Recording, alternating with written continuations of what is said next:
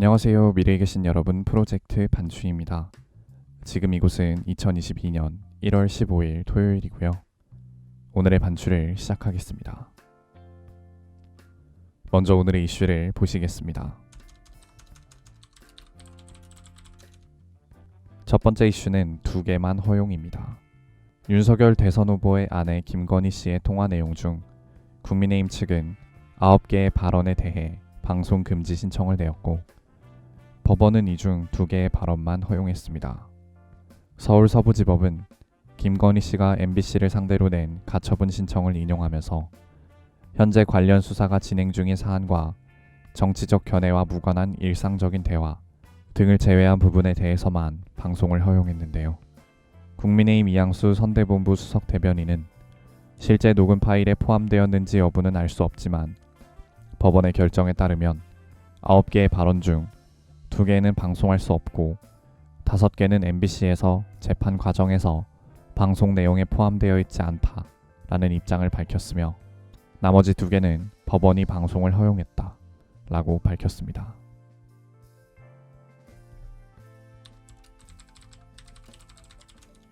두 번째 이슈는 정용진 부회장입니다. 지난 1월 13일 정용진 신세계 부회장은 자신의 인스타그램에 노조 성명서 내용이 담긴 기사 사진을 올리며 나로 인해 동료와 고객 한 명이라도 발길을 돌린다면 어떤 것도 정당성을 잃는다. 제 자유로 상처받은 분이 있다면 전적으로 제 부족함이라고 밝혔습니다. 상황이 심각해지자 급히 수습에 나섰지만 이미 이마트와 스타벅스에 정치적인 프레임이 씌워지면서 불매운동 움직임까지 일어나고 있는데요.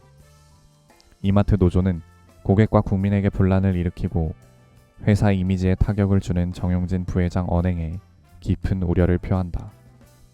정말 자유인이며 핵 인싸이고자 한다면 경영에서 완전히 손을 떼면 될 것이나 본인 스스로 기업인이라고 생각한다면 이제 그 경계를 분명히 해야 한다.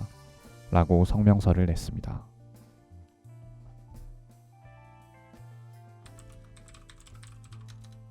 세 번째 이슈는 진중권입니다. 법원이 통화 녹취 내용 중 일부에 대해 방송을 허용한 가운데 진중권 전 동양대 교수가 MBC에는 더불어민주당 이재명 대선 후보와 그의 배우자 김혜경 씨의 녹음 테이프가 있다. 공정한 언론사라면 그것도 같이 틀어라 라고 말했습니다.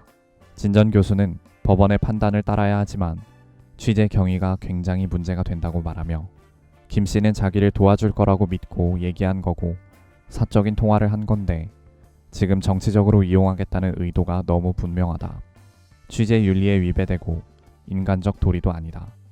비열하고 저열한 짓이다. 라고 말했습니다.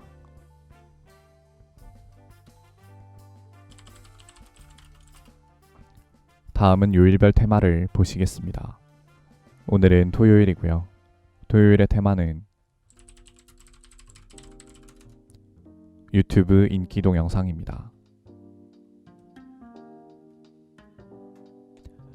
인기 급상승 동영상 항목에 게시된 영상을 보시겠습니다. 첫 번째 영상은 융하인드 아직 융놀이 있다에서 못되어 나오신 분 우리 집 안무 배우기. 두 번째 영상은 MZ세대를 만난 X세대. 세 번째 영상은 가죽 바지 입고 등장한 이정재 자기님. 네 번째 영상은 한주먹 채널의 양아치 헬스 트레이너 특 2편. 다섯 번째 영상은 영국 남자 채널의 기사식당 국밥을 먹어본 영국 택시 기사들의 반응. 여섯 번째 영상은 한주먹 채널의 양아치 헬스 트레이너 특 3편. 일곱 번째 영상은 서맨쿡 채널의 새벽에 편의점 가면 큰일 나는 이유. 여덟 번째 영상은 리뷰티 채널의 1%만 볼 수 있는 신기한 착시 현상. 아홉 번째 영상은 중카TV 채널의 중고차 미성년자 군미필 전액 할부 가능. 열 번째 영상은 JYP랑 선미가 여기서 왜 나와? 이 조합 머선일 텔미 입니다.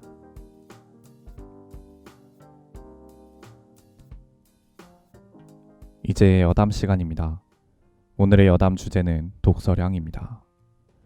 어제인 1월 14일 문화체육관광부가 발표한 2021년 국민 독서 실태 조사에 따르면 2020년 9월부터 2021년 8월까지 종합 독서율이 47.5%를 기록하며 2019년 조사 때보다 8.2%포인트 감소했습니다.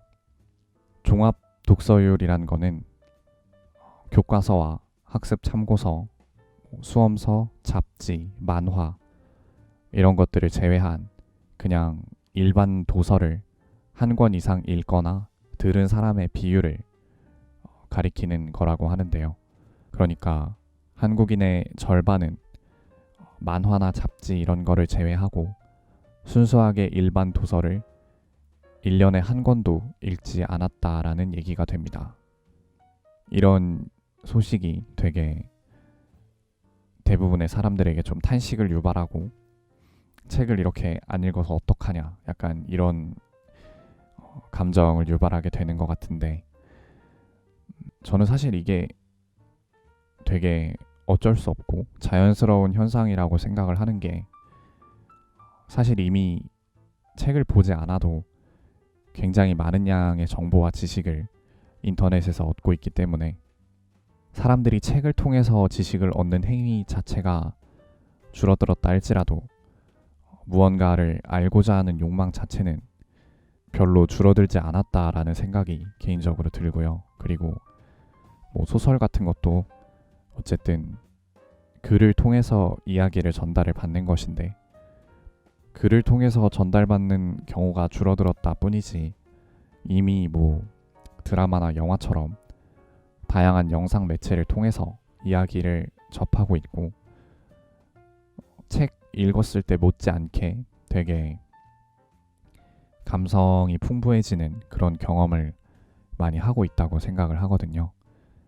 그래서 비록 이제 책을 너무 안 읽는다 라는 말이 사람들에게 되게 안 좋게 들릴 수도 있지만, 곰곰이 따져보면 그게 그렇게 심각한 일인 걸로 비춰질 필요가 있나 싶기는 합니다.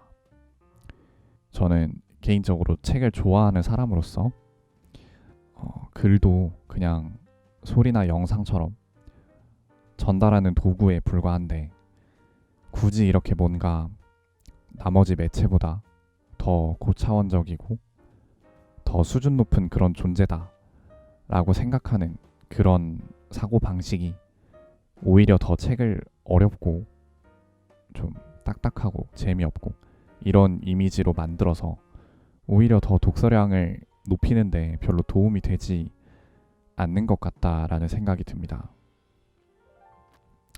이렇게 영상이 만연한 시대에 책이 사람들에게 좀 어필을 하려면 좀 기존의 이미지를 많이 탈피하고 가볍고 재밌게 다가가면서도 언어로만 이루어진 그런 독특한 감성은 또 잃지 않으면서 그런 방향으로 발전을 해야 계속해서 사람들이 책을 소비하지 않을까, 그런 생각이 듭니다.